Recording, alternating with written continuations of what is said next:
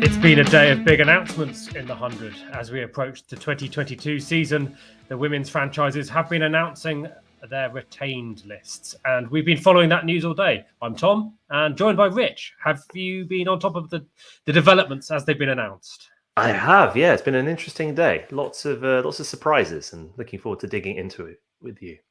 Yeah, and we can all agree, I think, that the women's competition last year had a great start.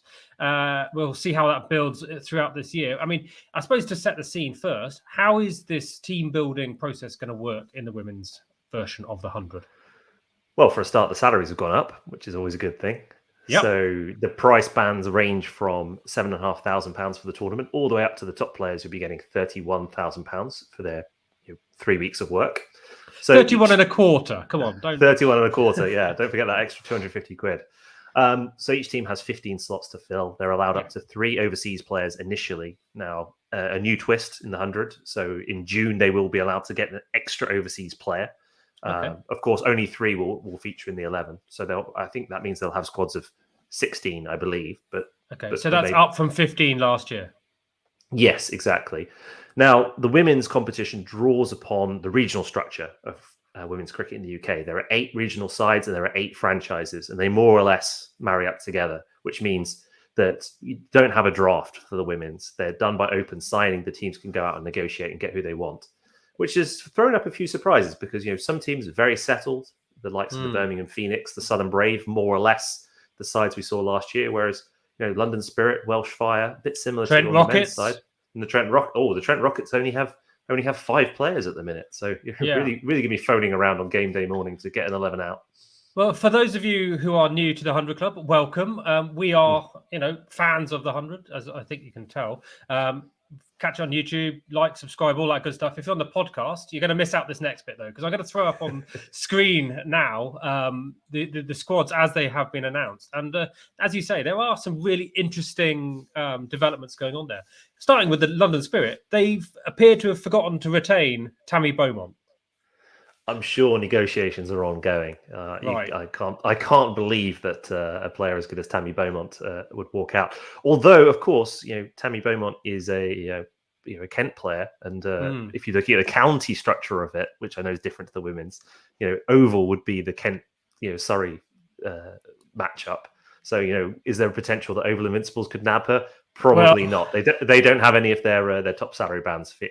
But they are the reigning champions, Richard. They may just have the lure of silverware for Tammy. They are. I think the only logical slots where Tammy might go otherwise would be the Welsh Fire or the Trent Rockets. I think those are the only teams who have the slot where she would aim for.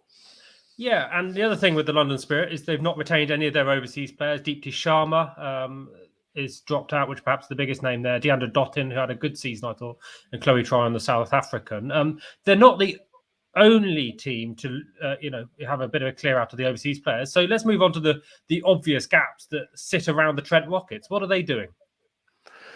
Well, they had Rachel Priest, Sally Jo Johnson as their overseas last year. I mean, the big thing last year was that COVID obviously played havoc with recruitment, and a lot of the sort of big international Australian stars and New Zealand stars as well, who were originally signed up, didn't make it over, which meant that we got sort of another group of players who were willing to come and play, very fine players, but not necessarily all internationals or those that were, perhaps at the latter stages of their careers.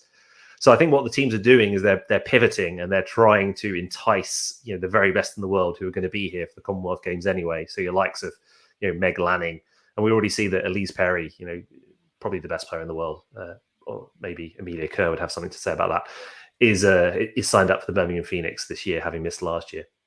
Yeah, so Elise Perry coming in for Katie Mack, who we were glad to have on the channel last year, doesn't appear to be making a return. There's some other interesting ones out there. I mentioned Deepti Sharma not returning for the London Spirit. Also looks like Harmanpreet Kaur, the Indian player, isn't going to return to Manchester Originals. But we do have actually perhaps 2 of the stars of the tournament returning in Jemima Rodrigues for the Superchargers. Yeah. And then Smriti Mandana returning for the Southern Brave, which is exciting, right? Yeah. Smriti Mandana and Rodrigues were, as you say, two of the starring lights of the tournament. So I think it's a real coup for the tournament to get them back. as we said, there's plenty of slots still open there. So let's see what happens. I was kind of raised an eyebrow not to see Shefali Verma return to the Birmingham Phoenix, because I thought she ended up having a reasonable tournament last time round. But maybe she's maybe she's Cardiff bound, Tom. What do you reckon? Well, it looks possible, because obviously that she was playing for the Birmingham Phoenix last year. They've used their top 3 slots with Elise Perry, Sophie Devine, Amy Jones. Perhaps you can't argue with that. But as you say, the Welsh Fire really do have that top end available. So absolutely, they could be looking at someone like Shefali Verma. Talia McGrath might be out there, perhaps as an option, someone like that, or indeed some of the others who've been released from teams. So we've got someone like Stefani Taylor, for instance, not being retained by the Southern Brave. I'd be interested to see if she ended up in Cardiff.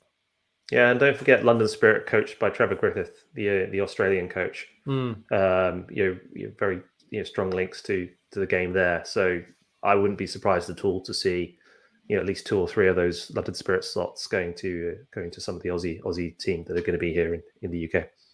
Yeah, and I mean, there's clearly other points to take note with all of the domestic players as well, and lots of youngsters I think will get their chance again this year.